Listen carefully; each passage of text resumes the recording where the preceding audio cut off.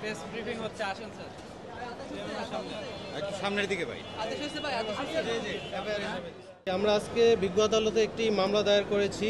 এই মামলার বাদী হচ্ছেন একজন বিজ্ঞ আইনজীবী আব্দুল বাসেত শামীম এবং এই মামলার প্রধান আসামি হচ্ছেন সাবেক প্রধানমন্ত্রী শেখ হাসিনা এবং শেখ ফজলুল করিম সেলিম, ওবায়দুল কাদের এবং সাবেক স্বরাষ্ট্রমন্ত্রী আসাদুজ্জামান কামাল সহ ৪৭ জন আসামির নামে আমরা মামলাটা দায়ের করেছি এবং অজ্ঞাতনামা আসামি রয়েছে ৪০০ থেকে ৫০০ জন। এই মামলার বাদী তিনি হত্যা চেষ্টার কারণে এই আসামিদের বিরুদ্ধে এই মামলাটা দায়ের করেছেন। এই মামলার বাদী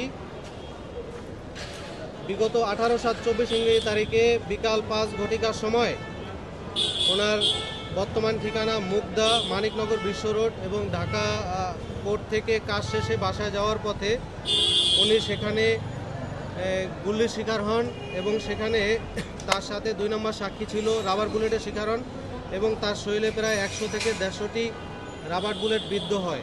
পরবর্তীতে এই ভিকটিম সে ওখানের মুগদা থানায় যায় চিকিৎসা নেওয়ার জন্য, কিন্তু সেখানে আওয়ামী লীগের যে আওয়ামী লীগ, স্বেচ্ছাসেবক লীগ, ছাত্রলীগ, যুবলীগের কর্মকর্তা এবং আওয়ামী পুলিশ এর কারণে সে সেখানে আর চিকিৎসা নিতে পারে নাই।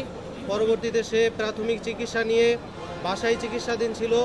সর্বশেষে ২০/৮/২৪ ইংরেজি তারিখে সে মুগদা থানায় চিকিৎসার জন্য যায়। সেখানে গেলে মুগদা মেডিকেল কলেজ হাসপাতাল তাকে এক্সরে করানোর জন্য বলে। পরবর্তী সে এক্সরে করে এবং এক্সরের মাধ্যমে নির্ণয় হয় যে তার শরীরে অনেকগুলো বুলেট বিদ্যমান।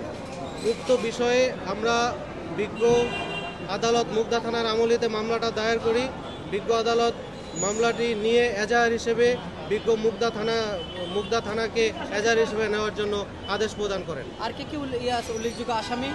ওনাদের পরিবারে কেউ আছে? শেখ হাসিনা না, ওনার পরিবারের কেউ নেই। এখানে আছে শেখ হাসিনা ওয়াজেদ, শেখ ফজলুল করিম সেলিম, ওবায়দুল কাদের, আসাদুজ্জামান খান কামাল, ডক্টর হাসান মাহমুদ, মাহবুল আলম আনিফ, আফামা বাহাউদ্দিন নাসিব, ডাক্তার দীপু মনি, এইচ.এম আশিকুর রহমান, বিপ্লব বড়ুয়া, আব্দুস সোবাহান গোলাপ, নাইমুল ইসলাম খান, মোহাম্মদ আলী আরাফাত, জুনায়েদ আহমেদ পলক, শেখ ফজলে পরশ, মইনুল হোসেন নিখিল, শেখ বজলুর রহমান, এস.এম খান্নান কোচি, আবু আহমেদ মান্নাফি, হুমায়ুন কবির, সাদ্দাম হোসাইন, শেখ ওয়ালি আসিফ ইনান সহ এখানে প্রায় ৫১ জন ৪৭ জন আসামি আমরা এজাহার হিসেবে নিয়েছেন এবং এখানে অজ্ঞাত ৪০০ থেকে ৫০০ জন আসামি আছেন।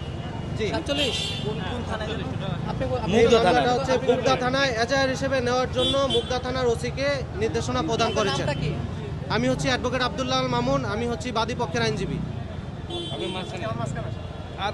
আর বলা লাগবে?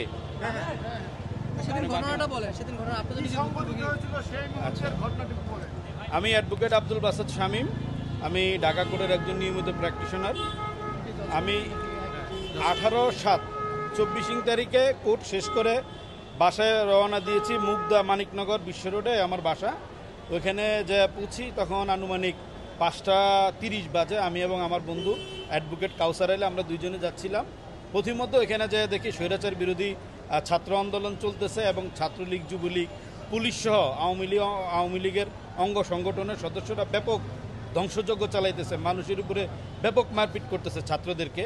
তো আমরাও মানুষ ছোটাছুটি করতেছে, আমিও ছোটাছুটি করতেছিলাম, কিন্তু আনফর্চুনেটলি হঠাৎ প্রত্যেকে যেন প্রায় ১-১৫০ রাবার বুলেট আমার গায়ে এসে লাগে।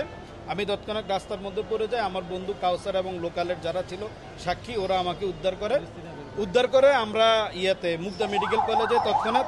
তখন পরিস্থিতি খারাপ থাকার কারণে মুগদা